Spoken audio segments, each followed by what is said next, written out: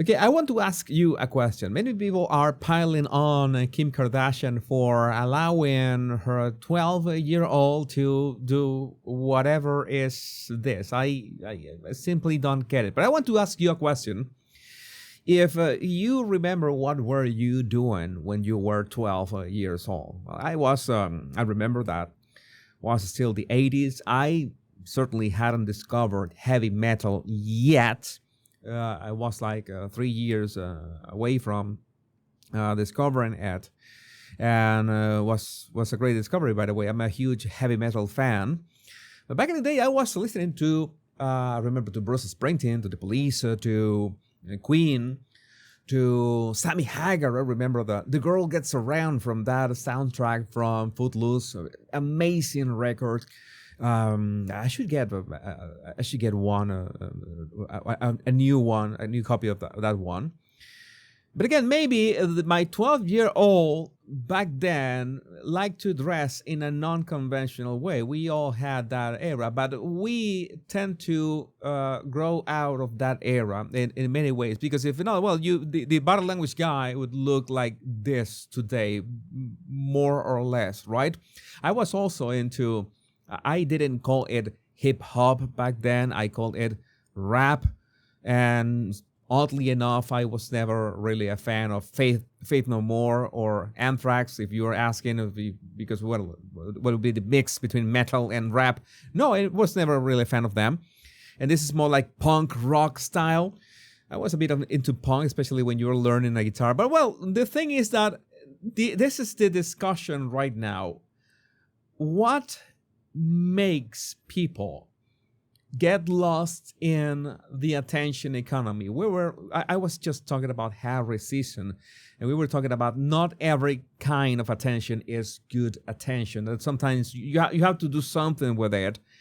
But again, I can guess that when you have tapes like Kim Kardashian had, and she essentially became famous because of those tapes, then, well, what can I say? It's like that is the Kardashian way of getting famous.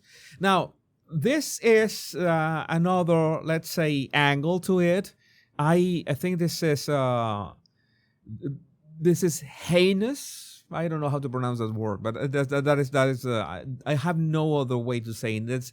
She was around making this TikTok with her friends, which apparently, I think it's a good thing. I don't want to. This is stuff of nightmares. I just want to say that. Well, they say that the apple never falls that far from the tree. Even if that Kanye, it does not agree with this. But this was Kim Kardashian not long ago. I think it was a couple of days ago. As in, what is this? What is what is happening? And I want to understand what is happening with her ribs. That was my first concern, right? If she's actually breathing, if she's actually breathing with this, if her internal organs haven't been displaced to areas of her body that we cannot even describe. I mean, she looks like you asked Grok or ChatGPT to give you, I don't know, some avant-garde fashion, and they just hallucinated something that is halfway between, I don't know, A Nightmare on Elm Street and The Ring. But those were good movies, not this. This is like a, what is this? This is a pastiche of stuff. And sadly, one thing that I immediately thought when I saw Kim Kardashian's daughter was a real victim of Hollywood. You might remember Amanda Bynes, right? I had to post it a bit without comment.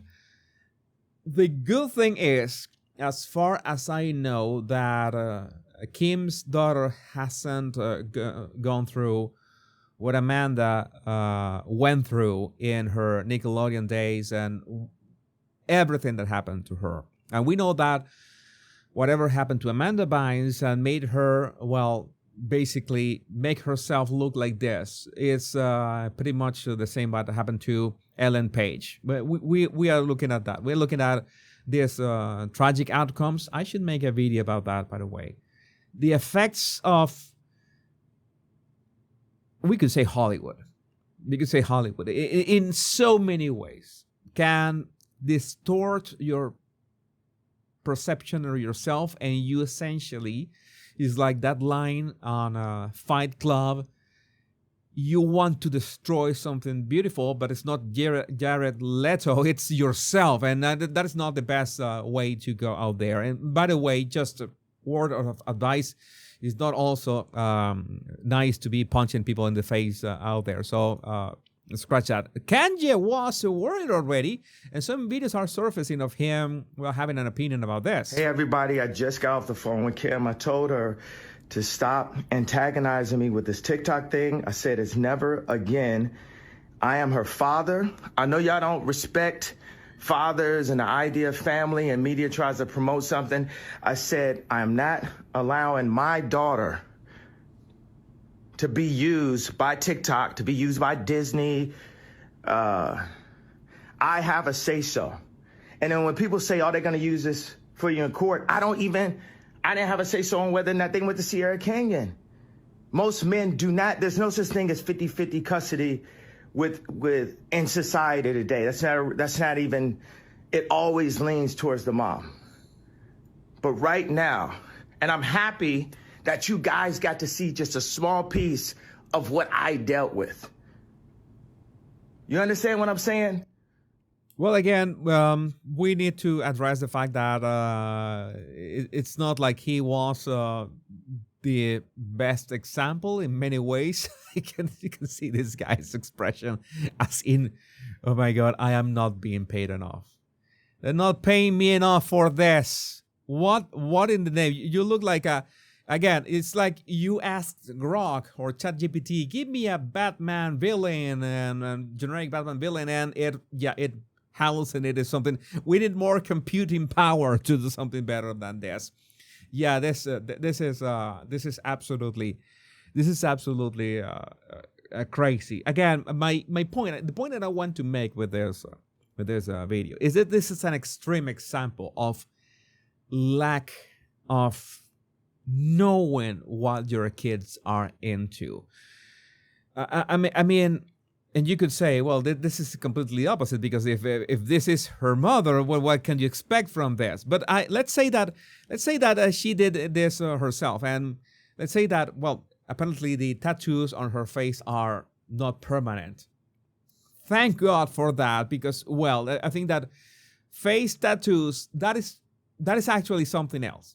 That is actually something else. But I want to make the point that maybe we should remind ourselves that we should pay attention. We should pay attention to what our kids are doing. Where are they hanging out? And nowadays, not physical, it's online. We know that they can be radicalized online in so many ways, and horrific ways as well. So sometimes criminal ways, that as we have witnessed in the past couple months. And this is just like maybe a PSA, a public service announcement to make sure to know what your kids are up to. But let me know what you think about this in the comments. My name is Jesus Enrique Rosas. I'm the Bottled Language Guy. Much love and bliss.